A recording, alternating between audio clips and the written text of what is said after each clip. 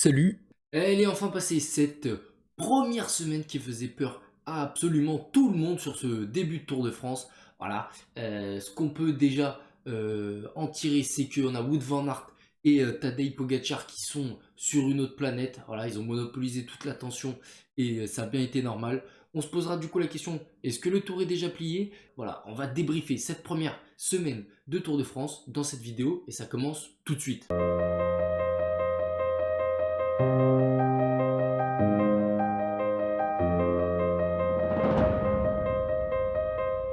Bon, moi j'ai une question. Ça sert à quoi de mettre 176 coureurs au début du Tour de France quand on peut en mettre que deux? Honnêtement les gars, ça a servi à rien de mettre 176 coureurs. Il y en a deux qui ont fait toute la course. Pogacar, Van Aert, les mecs ont tout raflé. Étape, maillot jaune, suspense, spectacle. Ils ont tout fait les mecs. Il manque absolument rien aux deux tableaux de chasse. On leur donne rien. Quand c'est rien, pas des miettes. Donc on leur donne rien, mais pas des miettes. Van Aert, sur les trois premières étapes, il fait 3 fois deuxième. Ensuite, il va en claquer deux. Et ensuite, il a le maillot vert, il a eu le maillot jaune. Il nous a fait du spectacle à partir dans les échappées, aller contre la stratégie pour le classement général, à rouler pendant 70 bornes derrière justement le groupe Pogacar sur les pavés pour ramener ses leaders et aussi à ramener tout le monde, le peloton sur les échappées. Le mec, il a tout fait et il a tout fait jusqu'au dernier jour, puisque encore aujourd'hui, il était dans l'échappée. Pogacar, lui, concernant un coureur de classement général, c'est une masterclass. Il a 39 secondes d'avance sur ses poursuivants, il est déjà maillot jaune, et en plus, il a perdu du temps sur absolument aucune étape. Et en plus de ça, le mec smurf les pavés. Il est resté avec Stuyven, qui est un mec qui peut gagner Paris-Roubaix, juste ça. Et lui, il est resté avec lui normal. Moi, en voyant Pogacar en première semaine, il y a un mot qui me venait à l'esprit, écœurant. Le mec, tu peux pas l'avoir dans les bordures, tu peux pas l'avoir sur les pavés, tu peux pas l'avoir aux ennuis mécaniques, tu peux pas l'avoir en montagne, tu peux pas l'avoir en vallon. Tu peux l'avoir nulle part, même dans le contre-la-montre, c'était le meilleur des favoris. Et donc, tout ça, ça m'inspire un débat. Est-ce que le tour, il est déjà plié? Parce que bon, c'est vrai que peint comme ça, on se dit, bon, Pogacar, c'est fait pour lui, c'est plié, peanuts. Sauf que il a déjà montré une faille dans la planche des belles filles avec Vingegaard qui a pu l'attaquer. Parce que certes, il fait deuxième Vingegaard dans la route Pogacar, mais c'est pas comme s'il était resté collé à sa roue et qu'il n'avait pas pu le passer. C'est vraiment, il l'a attaqué, et Pogacar, je pense, un peu sur un sursaut d'orgueil, il a réussi à passer, mais sinon il était plus cuit que Vingegaard. Et Vingegaard, je pense qu'il a eu des crampes parce qu'on a vu que juste après la ligne, il est descendu de son vélo. Donc attention en haute montagne, d'autant plus que la planche des belles filles, c'était un tracé qui convenait plus à Pogacar qu'à Vingegaard. Avant le début du tour, je vous ai dit, le problème de Pogacar, c'est les ascensions de plus de 40 minutes. Et on l'a vu l'an dernier, Vingegaard, il a lâché Pogacar sur le Mont Ventoux. Granon, Alpe d'Huez, Galibier, Croix de Fer, c'est pas des cols de 20 minutes comme la planche des belles filles. Donc déjà, rien que par rapport à ça, le tour est pas plié. En plus, je mettrais un deuxième bémol à Tadej Pogacar, c'est son équipe. Honnêtement, son équipe, elle est nulle part. Il part dans les échappées, on sait pas pourquoi. Coucou. Enfin, son équipe, elle est pas là à Pogacar. Il y a Maika qui assure à peu près le truc, McNulty aussi, mais honnêtement, Jumbo et Ineos, ils sont, voire même Groupama FDJ, sont largement au-dessus de l'équipe UAE. Et ça peut nous laisser un espoir. Pourquoi? Parce que Ineos et Jumbo pourraient s'allier en attaquant de loin, en faisant du harcèlement, ce qui a déjà un peu commencé Jumbo, avec Van Aert qui attaquait tous les jours, et UAE qui était obligé de rouler derrière. Aujourd'hui, ils ont encore été obligés de rouler parce qu'il y avait Uran devant. Ineos, ils sont 3 dans le top 10 avec Pidcock, Adam Yates et Geraint Thomas. Vous n'allez pas me dire qu'il n'y a pas des stratégies à faire. Roglic qui a perdu du temps sur l'étape des pavés. Attaque de loin, tente quelque chose, va le récupérer ton temps. Ok, Pogacar est suit. Et ben là, c'est Vingegaard qui le compte, ou c'est Thomas, ou c'est quelqu'un d'autre. Bref, il y a moyen d'harceler Pogacar parce qu'il va sûrement être tout seul, alors qu'il restera au moins 2, voire 2 Jumbo, voire 3 Ineos. Peut-être 2 Groupama FDJ, voire 3 avec Pinos qui l'a montré aussi aujourd'hui. Enfin bon, bref, Pogacar, il y a moyen de le faire vaciller, je pense.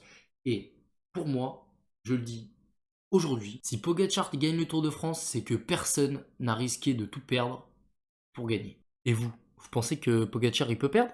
Mettez-le en commentaire. Maintenant, on va passer à la partie notation. La partie notation pour cette première semaine, on va noter cette première semaine Et pour moi, la première semaine, c'est une masterclass, c'est 8,5 sur 10. Dit, pour une première semaine de grand tour, c'est dur de faire mieux, et même sur les 2 prochaines semaines, ça va être dur de faire mieux. À part le Danemark, où on s'est fait chier, d'ailleurs, moi j'ai pas vu les étapes, parce que j'étais à Paris, je faisais le touriste, donc j'ai pas trop vu les étapes. En plus, j'ai vu qu'il se passait rien, donc je les ai encore moins regardées.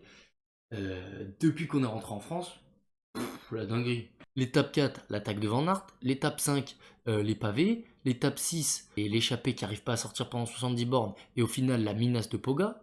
Étape 7, la planche des belles filles. Pareil, on vacille, Kamna, Pogacar, Vingegaard, on savait pas. Étape 8, bon, l'étape 8 est éclatée. Et l'étape 9 aujourd'hui, on a vibré avec l'échappée. Et pareil, ça a mis du temps à sortir, etc. Bravo à Bob Jungels. Donc voilà, moi je mets une très belle note de 8,5 sur 10 pour cette première semaine. Bon, et les favoris, un petit baromètre. On va commencer par le premier, forcément, on commence jamais par le dernier, Tadej Pogacar. Je vous l'ai dit, meilleur en chrono, meilleur en pavé, meilleur en punch, meilleur en montagne, maillot jaune, 39 secondes d'avance sur son dauphin, forcément, c'est un 10 sur 10. Vingegaard, super début de Tour de France aussi, qui fait vaciller Pogacar sur la planche des belles filles. Malheureusement, cet ennui mécanique qui lui fait perdre 13 secondes, uniquement quand même, dans l'étape des pavés, toutes les petites bonifications prises par Pogacar que Vingegaard réussit pas forcément à accrocher, forcément ça creuse l'écart et donc on a un léger écart aussi au niveau de la note, c'est 8,5 pour Vingegaard. On reste dans l'équipe Jumbo-Visma avec Primoz Roglic. Primoz Roglic, il a été parfait sur ce début de Tour de France, à une chute près. Hein, forcément, il prend la botte de paille, il tombe, enfin, ça arrive tout le temps sur lui. Et lui et Pinot, je pense ils s'aiment bien là-dessus. Et il perd un peu de temps du coup dans la planche. Il n'est pas forcément, voilà, à Longwy, il lance de trop loin, etc. Donc, on va lui mettre 7 sur 10. On va lui mettre un petit point bonus pour sa formation de médecin. Il était skieur alpin, il s'est reconverti en cycliste et je pense qu'après sa carrière de cycliste, il va se reconvertir en médecin parce que si vous ne savez pas, sur sa chute lors de l'étape des pavés, il a eu l'épaule déboîtée et il se l'est remis en place ce fou. Ensuite, on passe à Enric Mas. Enric Mas qui fait le début Tour de France à une des idoles espagnoles, Aimar Zubeldia. On le voit jamais, on n'en parle jamais, mais il est toujours là. Ça lui vaut un beau 6,5 sur 10. Ensuite, on passe à nos Frenchies. On passe à Bardet Godu. J'ai mis les deux dans le même sac parce que les deux ont chuté en même temps. Les deux font le même truc sur la planche des belles filles. Ils font à peu près le même chrono. Sur les pavés, ils finissent ensemble. Voilà, ils font le même Tour de France pour l'instant. 7 sur 10 pour David et Romain. Et la dernière note, elle sera pour un collectif, le collectif Ineos, à 8 sur 10. Jusqu'à maintenant, ils sont parfaits. Ils sont 3 dans les 10.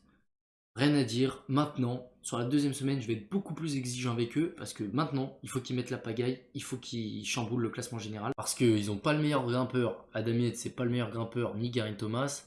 Ils n'ont pas le meilleur rouleur, même si Thomas roule quand même très bien. Maintenant, je vais d'ores et déjà mettre un petit bémol sur Geraint Thomas qui, oui, fait une très belle performance à la planche des belles filles, mais il l'avait déjà fait en 2019 avant de couler sur la deuxième partie de tour. Et là, l'adversité est encore plus élevée qu'en 2019. Donc, attention, ça va être dur. Et ne pas trop se fier à la planche des belles filles pour Geraint. Bon, j'allais pas vous quitter sans cette rubrique. Devenue iconique depuis la présentation du Tour de France, on va bien sûr faire la descente à tombeau ouvert. Mon pari sur cette deuxième semaine de tour. Alors, d'habitude, c'était un peu fou. Hein, j'avais annoncé Kung dans les top 3 ou top 5 à la fin de cette première semaine. Ça s'est pas passé comme vous avez bien vu. Mais là, je vous annonce un truc un peu plus safe. C'est Vingegaard qui reprend du temps sur Pogacar dans cette deuxième semaine, mais qui ne reprend pas le maillot jaune. C'est-à-dire qu'il a que 39 secondes de retard. Donc s'il reprend 2 fois 20 secondes, il a le maillot jaune. Avec les bonifs, ça peut aller encore plus vite. Mais pour moi, il va reprendre du temps sur Pogacar, mais pas suffisamment pour reprendre le maillot jaune. On verra ça à l'arrivée à Carcassonne dimanche. Voilà, merci de m'avoir suivi. Si jamais vous voulez tout savoir de la deuxième semaine, je vous invite à aller voir la vidéo qui s'affiche. Tout simplement, voilà, c'est la présentation de cette deuxième semaine. Je vous invite à vous abonner, laissez votre like en commentaire, tout le tralala, vous connaissez. Et moi je vous dis à la prochaine. Ciao.